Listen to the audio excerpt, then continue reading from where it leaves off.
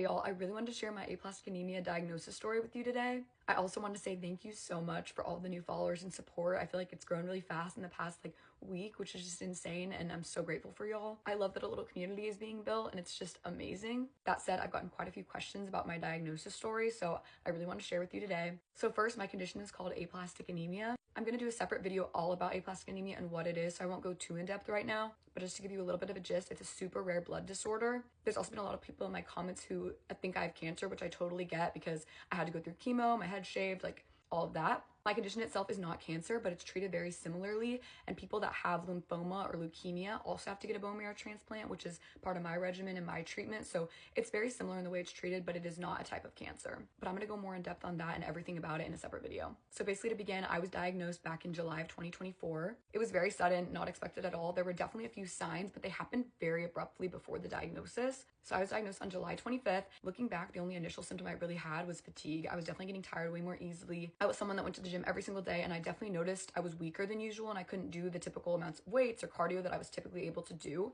And I was getting so down on myself, and I was so confused why I wasn't being able to work out at the level I usually was. Even going to work, I walked up a couple flights of stairs every day, and I just noticed I would walk up those stairs and be super winded after, and it wasn't typical for me. So I definitely noticed I was getting fatigued easier. That was really about it, and that was probably maybe mid-June till my diagnosis, so maybe a month or so. Then the additional symptoms really didn't show until maybe 4 days before my diagnosis, maybe around July 20th, 21st.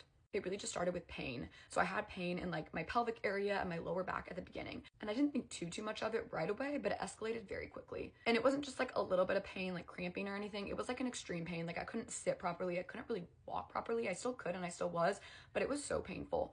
It slowly moved up to my mid back and then my upper back, and it was just extremely painful. But at this time, I was still going to work. I was still trying to make it work. I worked a hybrid job, so I remember one of the days I was already working remote, and then the next day I remember asking to work remote because I was in so much pain. Next day was when I went to the emergency room. So how did I end up in the emergency room? Basically, as the pain escalated, that was probably a few days long, and then I went to bed one night and I wasn't really getting a good night's sleep. I kept waking up, but I remember waking up at 3 a.m. The pain was so bad. I was having on and off fever, chills. I just felt super off. And what really got me is I had super bad chest pain that was honestly concerning, really bad. I felt like I was having a heart attack or something.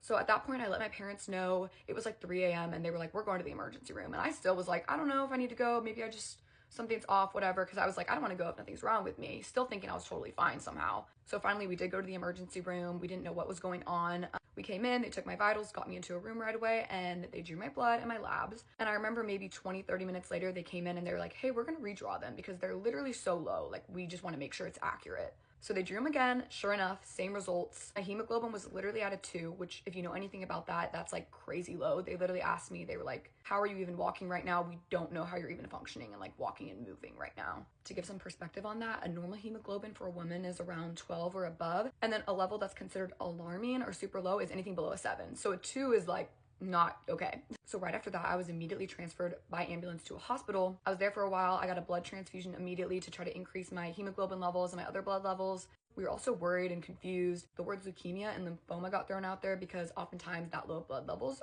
indicate cancer and those kind of cancers. So we were all so scared and worried. We did not know what was going on. After being at that hospital for some hours, we were actually transferred to a different hospital that does bone marrow transplant and more with those conditions with that low blood counts. At that point, they were able to rule out leukemia or lymphoma, and then they realized that it was aplastic anemia I was dealing with. We knew absolutely nothing about it at the time. I had never heard of that before. I had heard the word anemia before, most people have, but it is not the same thing whatsoever, not even close. We were super nervous. It was such a whirlwind of a day. At that time, I was officially admitted to that hospital, and I ended up staying there getting treated for about a month. So I was there for pretty much all of August. And with aplastic anemia, the treatment for it is immunosuppression. You do that for a while, but the only actual cure for severe aplastic anemia, which is what I have, is a bone marrow transplant, which is what I got in this month of February. At that time, I didn't have a donor right away. Oftentimes, they someone related to you to be your donor, so a sibling.